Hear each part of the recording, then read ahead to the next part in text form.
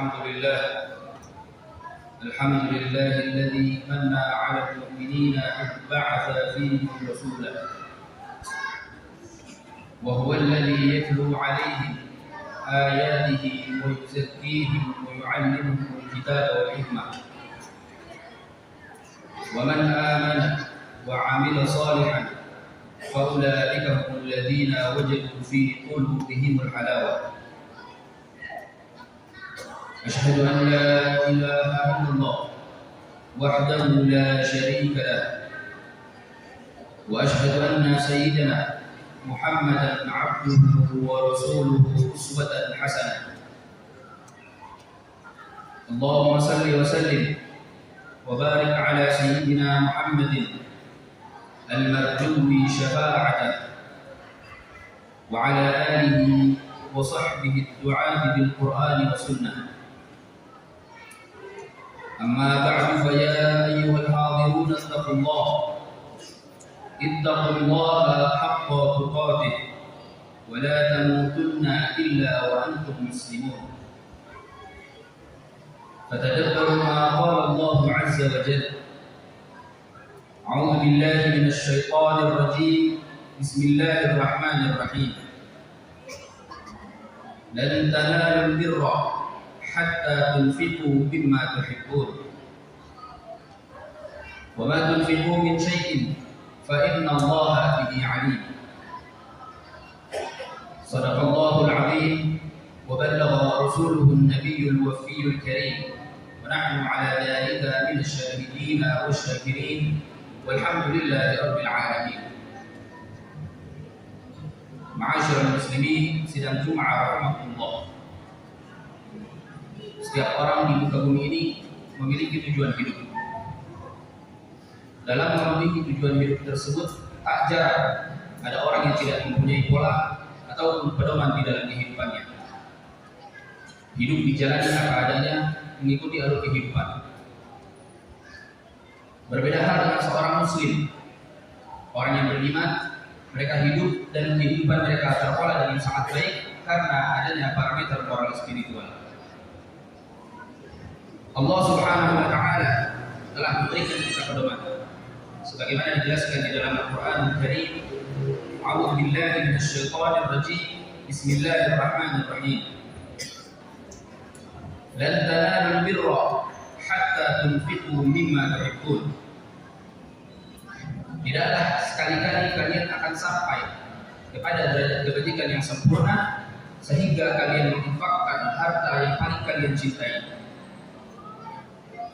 Wa ma tunfiqu min syai'in, dan pada harta yang kalian infakkan fa inna Allah bihi alim, maka sungguh Allah Subhanahu wa taala Maha mengetahuinya. Quran surat Al-Imran ayat 92. Apa alasannya bahwa dengan mensedekahkan harta yang paling kita cintai itu bisa menjadi sebuah tolak ukur tingkat keimanan dan ketakwaan kita kepada Allah Subhanahu wa taala? Jawabannya adalah bahwa pada setiap harta yang kita miliki, selain ada kenikmatan yang zahir, ada pula kenikmatan yang batin. Baik pada harta yang kita keluarkan ataupun pada perbuatan baik yang kita kerjakan. Rasul sallallahu alaihi wa ala alihi wasallam mengistilahkan kenikmatan yang batin tersebut dengan istilah halawatul iman, manisnya iman.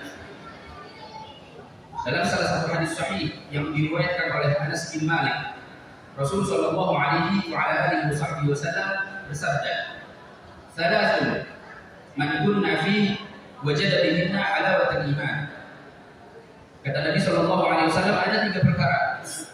Bila mana 3 perkara tersebut terkumpul di dalam diri seseorang, maka niscaya ia akan merasakan, ia akan mendapatkan manisnya iman.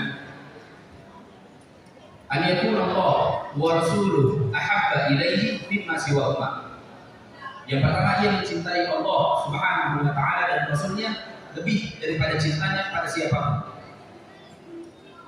Wa an yuhibbal mar'u la yuhibbu illa lillah.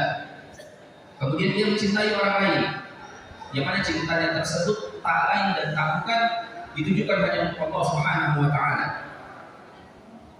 Wa an yakraha an ya'uda fil kufri Kemudian yang ketiga, ia benci, ia tidak suka bila mana ia kembali kepada kekufuran, kama yakrahu an yudzafa fil nar, sebagaimana halnya ia benci ketika dilemparkan ke dalam api neraka.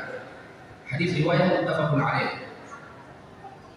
Ketiga hal ini, mencintai Allah Subhanahu wa taala dan Rasulnya, menjadi hal yang paling utama, tiada tandingannya.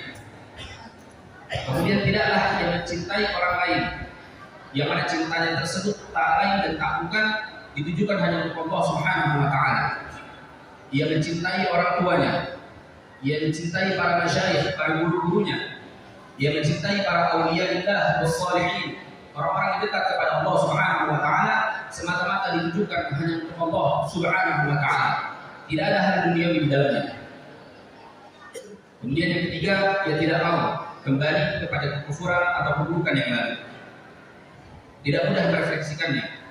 Kita boleh mengambil contoh bagaimana para sahabat Nabi Sallallahu Alaihi Wasallam, mereka lebih mencintai Allah Subhanahu Wa Taala dan Rasulnya lebih dari siapapun.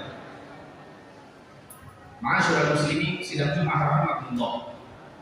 Di dalam kitab Al-Muwatta karangan Al-Imam Malik rahimahullah taala, itu dikisahkan ada seorang sahabat Nabi Sallallahu Alaihi Wasallam yang bernama Abu Talha. Sayyidina Abu Talha, beliau adalah salah seorang sahabat Nabi Sallallahu Alaihi Wasallam yang kaya raya, yang berada di kota Madinah.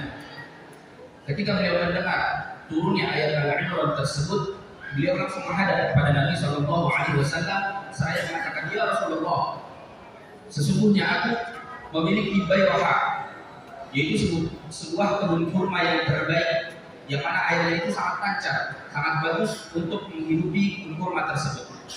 Dan kebetulan bayraha tersebut itu berhadapan langsung dengan masjidnya Nabi Sallallahu Alaihi Wasallam. Kemudian Abu Talha mengatakan, annaha shadaqatul lillah, aku sedekahkan bayraha tersebut, kebun kurma tersebut, karena Allah Subhanahu wa taala, sebab aku ingin mendapatkan kebaikan dan sebab bersedekahkan harta tersebut. Kemudian kebun tersebut diberikan kepada Hasan bin Thabit dan Uwais bin Ka'ab. Sayyidina Abu Talha, beliau merasakan manisnya iman tatkala beliau memilih untuk mensedekahkan hartanya tersebut, harta yang beliau cintai, harta yang terbaik, karena perintah Allah Subhanahu wa taala dan Rasulnya lebih beliau cintai, lebih beliau pilih ketimbang dari hartanya tersebut. Ketika ada orang yang mengatakan, oh dia orang kaya, apapun yang dia keluarkan tidak akan merusak tatanan keuangannya.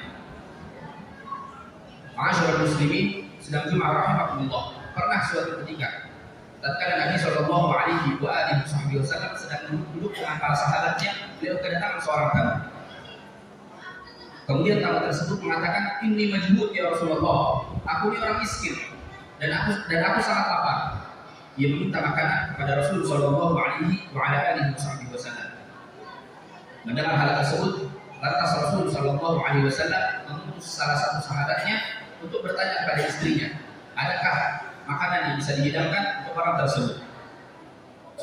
Kemudian sang istri menjawab bahwa tidak ada makanan sedikit pun yang bisa dihidangkan untuk tamu Rasul tersebut. Dan bahkan jawaban-jawaban yang sama beliau dapatkan dari istri-istri yang lain. Jawaban yang sama, tidak ada makanan. Mendengar pernyataan tersebut, lantas Rasul Shallallahu Alaihi Wasallam menawarkan kepada para sahabatnya yang ada di sekitarnya. Beliau mengatakan, man yudhifu hadzal laila, siapakah di antara kalian yang bersedia untuk menerima tamu ini pada malam hari ini? Faqama rajulun minal ansar, maka kemudian berdirilah salah satu sahabat Nabi Sallallahu Alaihi Wasallam dari kaum Ansar, wa huwa minal masakin aidan, dan beliau salah satu orang miskin juga, bukan orang kaya. Faqala ana ya Rasulullah, kemudian sahabat Ansar ini mengatakan, aku ya Rasulullah, aku yang akan menanggung untuk tamu ini pada malam hari ini. Kemudian setelah sesampainya beliau di rumah, sahabat Ansar ini bertanya pada istrinya, adakah makanan yang bisa disediakan, yang bisa dihidangkan untuk tamu Rasul ini? Kemudian sang istri dengan jujur menjawab bahwa tidak ada makanan sedikit pun yang bisa dihidangkan untuk tamu Rasul tersebut, kecuali ada sedikit makanan yang sudah saya sediakan untuk anak kita yang masih balita. Mendengar hal tersebut, sang suami berbisik kepada istrinya dengan mengatakan, kau ajaklah anak kita bermain. Dan apabila ia mengatakan lapar, kau ajaklah dia tidur. Karena sesungguhnya tidur bisa melupakan rasa lapar tersebut. Ketika hidangan malam sudah tersaji, lampu ruangan dimatikan. Sambil menemani tamunya, dia berpura-pura makan di tengah kegelapan. Jadilah sang anak balita bisa tertidur, kemudian suami istri ini bisa tertidur dalam keadaan lapar sampai besok pagi. Pada keesokan paginya, sahabat Ansor ini menghadap kepada Rasul Shallallahu Alaihi Wasallam untuk melapor bahwa ia telah menjaga tamu Rasul tersebut dengan sangat baik. Mendengar laporan tersebut, lantas Rasul Shallallahu Alaihi Wasallam bersabda, "Laqad ajiba Allah min shani'ikuma bi dhaifikum al-lailah." Kata Nabi Shallallahu Alaihi Wasallam, sungguh Allah Subhanahu Wa Taala sangat kagum atas jamuan kalian berdua kepada tamu kalian. Hadis riwayat muttafaqun alaih. Sahabat Ansor ini merasakan manis iman. Tatkala ia memilih untuk menahan lapar sepanjang malam dirinya beserta keluarganya untuk menjamu tamu Rasul tersebut demi merasakan manis iman, sebagaimana disebutkan dalam hadis Nabi Shallallahu Alaihi Wasallam. Ma'asyiral muslimin sidang Jumat rahimakumullah.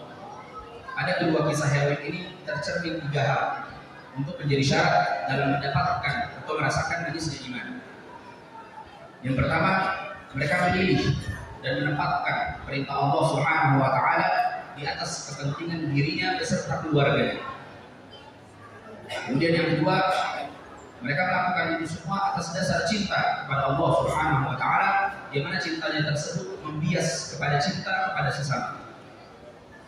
Kemudian yang ketiga, mereka memilih dan meninggalkan agama mereka yang lalu dan memilih agama Islam sebagai agama kasih sayang. Mudah-mudahan kita semua termasuk dalam golongan orang yang dapat merasakan manisnya iman, dan semoga kita semua mampu mengamalkan apa yang diajarkan oleh Nabi Shallallahu Alaihi Wasallam kepada kita.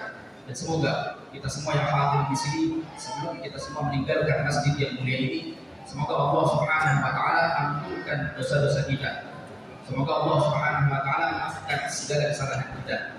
Yang punya sakit disembuhkan penyakitnya oleh Allah, yang punya hajat dikabulkan hajatnya oleh Allah Subhanahu Wa Taala. Amin amin ya rabbal alamin.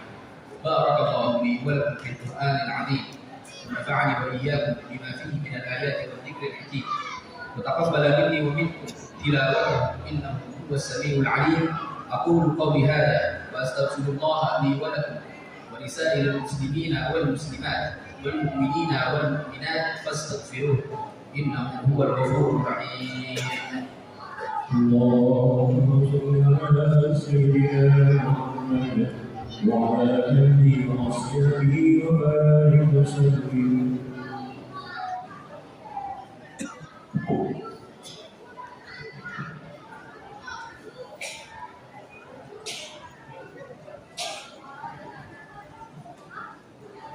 الحمد لله الذي جعل الجمعة سيد الأيام للمسلمين وأكثر فيها الثواب والحكم للعاملين وخسارة للكسالى والغافلين.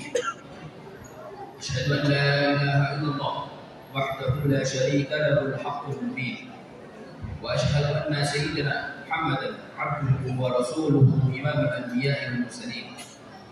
اللهم صل وسلم وبارك على سيدنا محمد وعلى آله وصحبه أجمعين.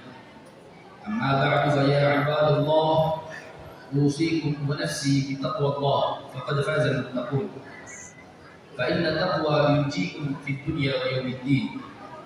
واكثروا بالاستغفار والأعمال الصالحين، والزموا بهذا اليوم بالأذكار والصلوات على النبي الأمين، كما أن الله تعالى أمركم عميما، بدأ بنفسه تعظيما وقال جل جلاله تعليما: إن الله وملائكته يصلون على النبي يا أيها الذين آمنوا صلوا عليه وسلموا تسليما. اللهم صل وسلم وبارك على سيدنا محمد وعلى آله وصحبه أجمعين. وارض اللهم عن الخلفاء الراشدين سادتنا أبي بكر وعمر وعثمان وعلي، وعن بقية الصحابة والتابعين وتابع التابعين لهم بإحسان إلى يوم الدين، وعلينا معهم وفيهم برحمتك يا أرحم الراحمين. اللهم اغفر وارحم المسلمين والمسلمات والمؤمنين والمؤمنات الأحياء منهم والأموات إنك سميع قريب مجيب الدعوات وقاضي الحاجات وغافر الذنوب والخطيئات يا أرحم الراحمين. عباد الله، إن الله يأمر بالعدل والإحسان وإيتاء ذي القربى وينهى عن الفحشاء والمنكر والبغي يعظكم لعلكم تذكرون. فاذكروا الله العظيم يذكركم اشكروه على نعمه يزدكم ولذكر الله أكبر. الله يعلم ما تصنعون.